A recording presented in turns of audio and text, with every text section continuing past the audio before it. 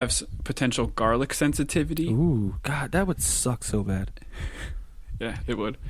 And it can give your gums in your mouth some abnormalities that potentially make your teeth more prominent. Gums kind of recede a little bit.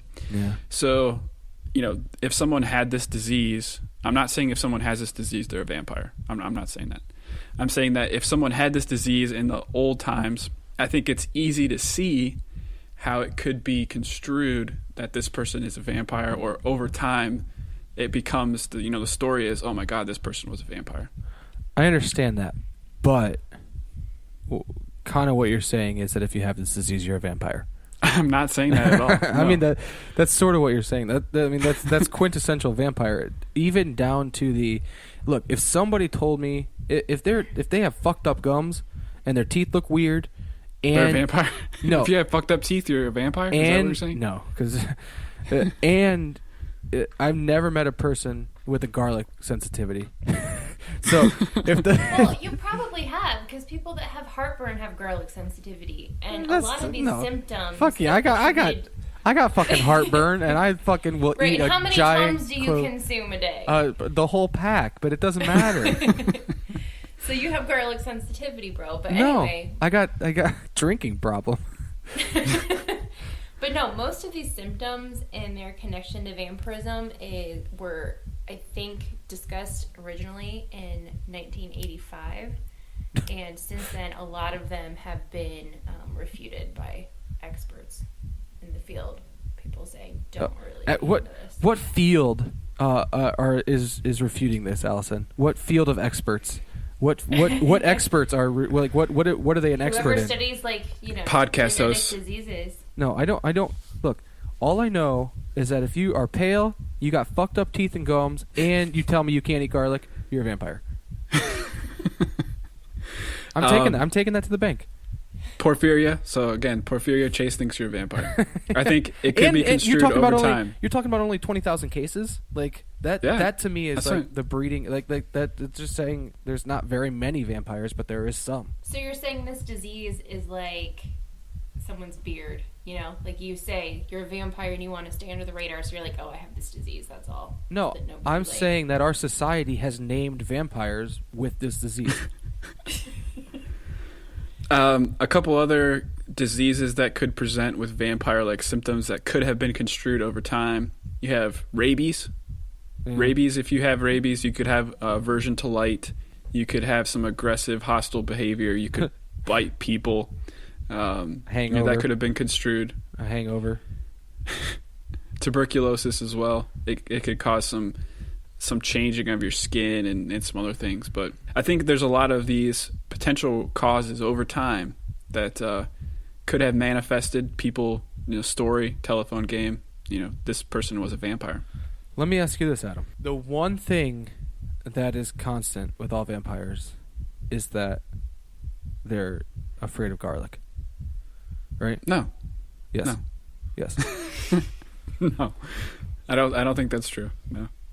Okay. Well, then I guess my premise is flawed. Let's move on.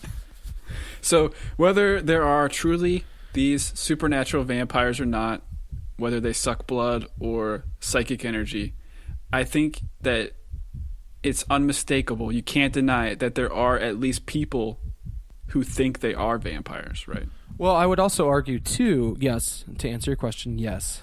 I think there are people that think they're fucking dogs in this world. So I don't think vampires is out of the realm of possibility for people to actually think that they are vampires. So let's start with that.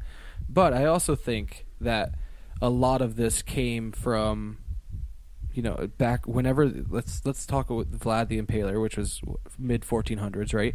So if we talk about everything stemming from that guy, modern day stuff, and then the lack of medical shortcomings, right, or medical knowledge at the time, and then they were starting.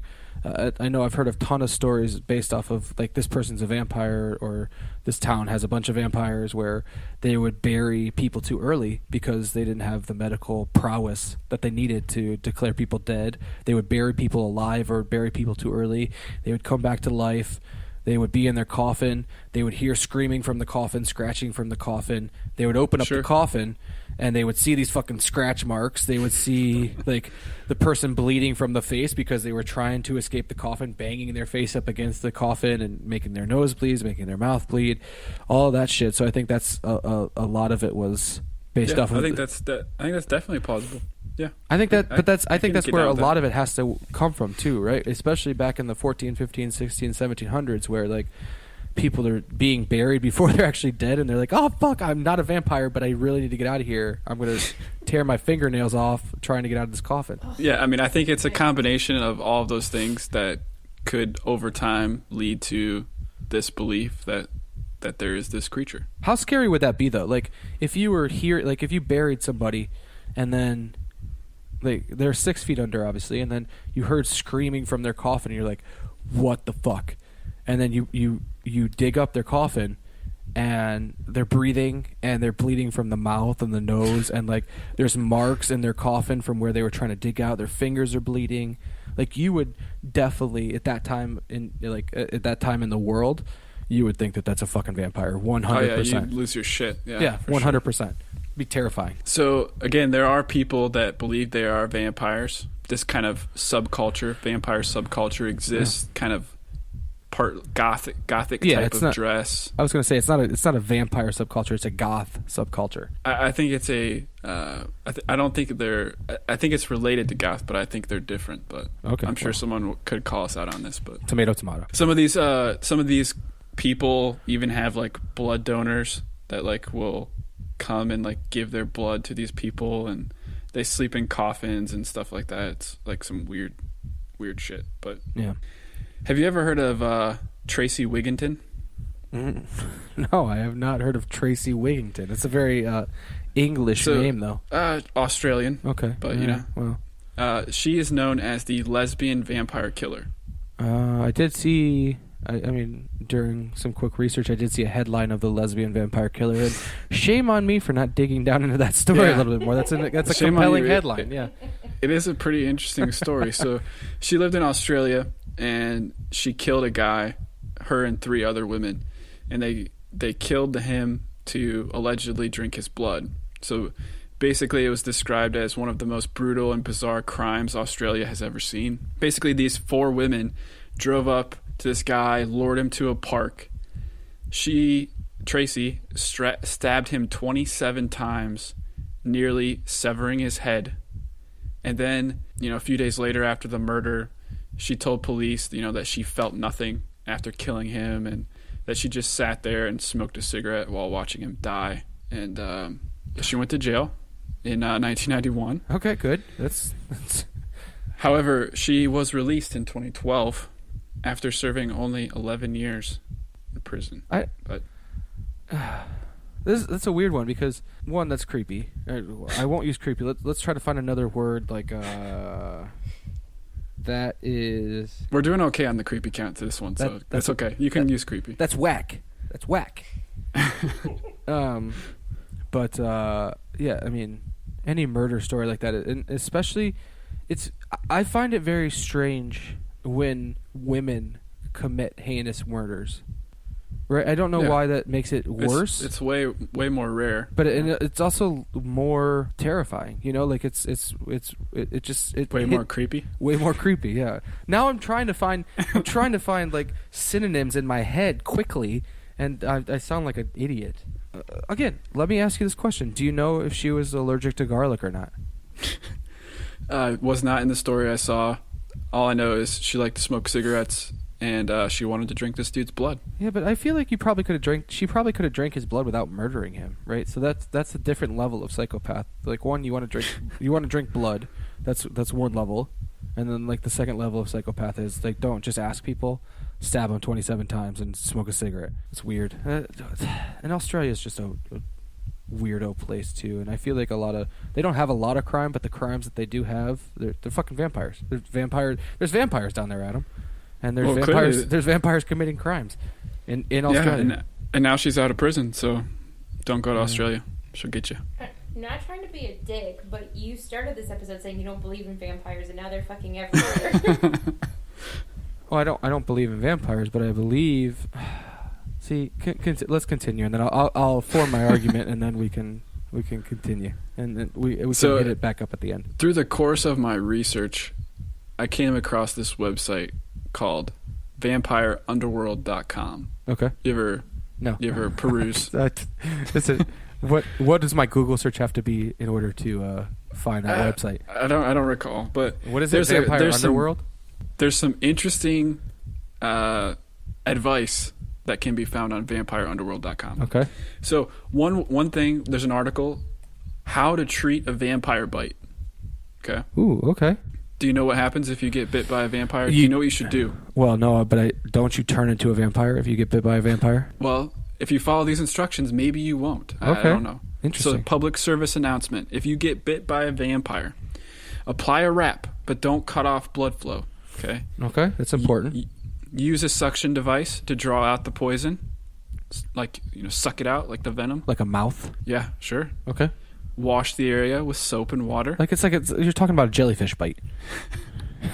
Honestly. Well, until this point, okay? Okay. Cover the area with a cool compress or a rag soaked in garlic extract. See? To minimize the swelling and the vampirism.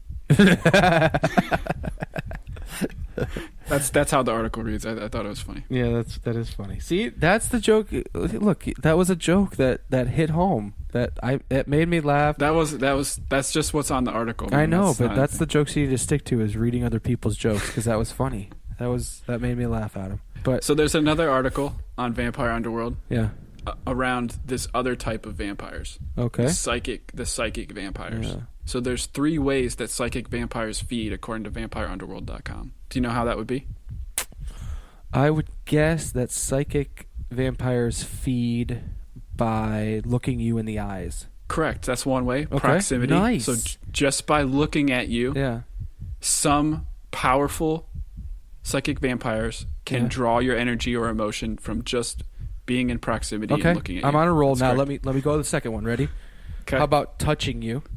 Contact. Oh. Yes, that's correct. How many is so there? handshakes, hugs, kisses, all really bad things to do to a psychic vampire. The worst thing you can do is let a psychic vampire put their hands... Touch your butthole. No. Put their hands over your heart. That's really bad. That'll get you. Don't let them do that. All right, Third one, you're never going to get the third one unless you're cheating on vampireunderworld.com. I am right not. now. Well, I am on Vampire Underworld, but I'm looking at vampire show reviews right now. But let's see. The third one. So touching over the heart, or just touching, is the second one. Looking is the first one. Ooh, this is a tough one. I would say let's go with speaking. Speaking to a vampire. Speaking is incorrect. Okay. So I'm just going to read from vampireunderworld.com because this is just, it's you just got to hear it how it is. All right. So the third way is from a tendril. Okay? The fuck is that? So I quote from vampireunderworld.com. A psychic vampire has psi tendrils that he can use over a long distance to manipulate energy from a donor. With his mind, the vampire can extend one of his tendrils to penetrate someone's aura. When the vampires inhale, the tendril will suck the energy like a straw, transporting a drink from the cup to the person's lips. It's like a body straw. Yeah, basically over a long distance. It's kind of like looking, but over long distances. Basically, they can send out this tendril. But is it actually is the tendril a physical thing, or is it like a wormhole for like a mind wormhole? Yeah. Okay, so it's not much. like a actual like straw that like comes out from the forehead or something. No, have you seen The Strain? No. You see this? Did you watch The No, Strain? but that's Del Toro, right? Yeah, they had like this, like a straw thing that came out of their mouth, and like that was that's how the vampires in that sucked the blood I heard out or that. whatever. I heard that was really good though. It's pretty fucked up. Yeah. Okay. Cool. Well, that's good to know. But do we have defense? Do we have defenses? I mean, it's basically like just don't go around a vampire because some can touch you. But if you're around a really good vampire, they don't have to touch you. They can just look at you. And then sometimes they don't even have to look you in the face. That they can just look at you and send their tendons out or whatever. And then Tendrils. their Their tendrils psychic out. straw. Yeah. They can send that out, so you don't even have to be looking at them. So you could be in the same